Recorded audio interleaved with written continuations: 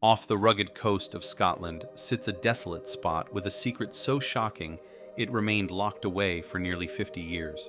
This is Gruinard Island, once so dangerous that the British government forbade anyone from setting foot on it for almost half a century. Today, we're going to uncover the chilling story of the island that hid a deadly World War II experiment. Let's rewind to the windswept shores of Scotland in the early 1960s. BBC reporter Fife Robertson surveys the cold, grey sea stretching toward Gruinard, a lonely island shrouded in fear and rumors. They call it the Island of Death for good reason, he says, revealing this isn't a tale of haunted castles or old superstitions, but a modern mystery born from the horrors of World War II. It all began back in 1942, as the world was engulfed in the chaos of battle. The war had dragged on for 3 desperate years when suddenly, a team of scientific experts from the British War Office quietly took control of Gruinard Island. The locals weren't told a thing. No warnings, no explanations, and certainly no entry. That's because what occurred on Gruinard was so secret, almost nobody knew about it for decades. The truth? The island had become ground zero for one of the most dangerous biological weapon experiments in British history. Gruinard was chosen for its isolation. In those days, it was completely uninhabited, a lonely 5-2-acre slice of land battered by North Atlantic winds. But beneath the silence, scientists were orchestrating a disaster that would haunt the island for generations.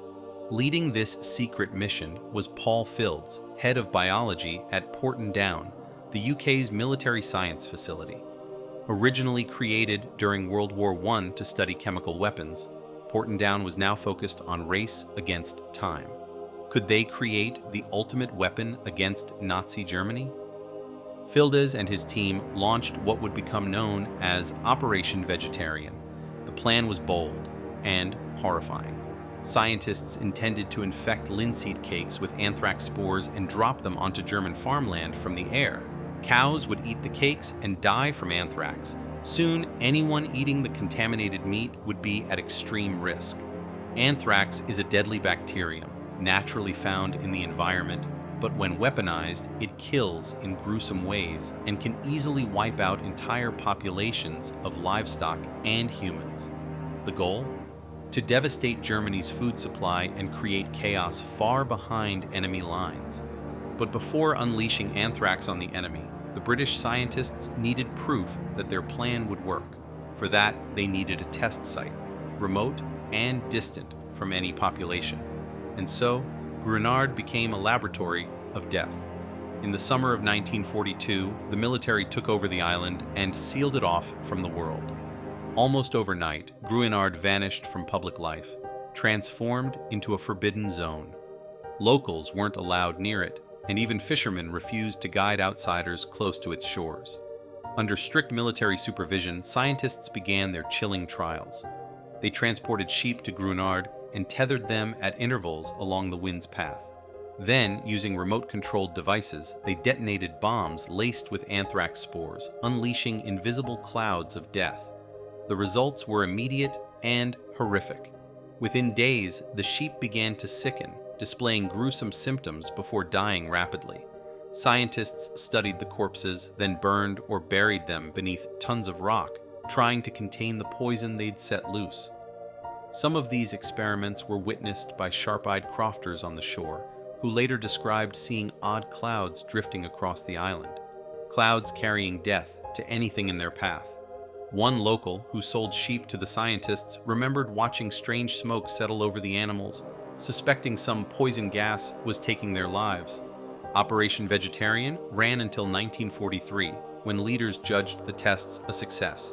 In all, Britain produced 5 million anthrax-laced linseed cakes ready to rain disaster, but fate would intervene. As the Allies landed in Normandy and Germany's defeat drew nearer, officials abandoned the plan. The deadly cakes were destroyed, and the secrets of Gruinard slipped quietly into obscurity. But the mark left by anthrax was permanent. Anthrax spores are notoriously tough, able to linger in soil for decades without losing their deadly power. Gruinard, once a haven for birds and seals, now became off-limits to all life.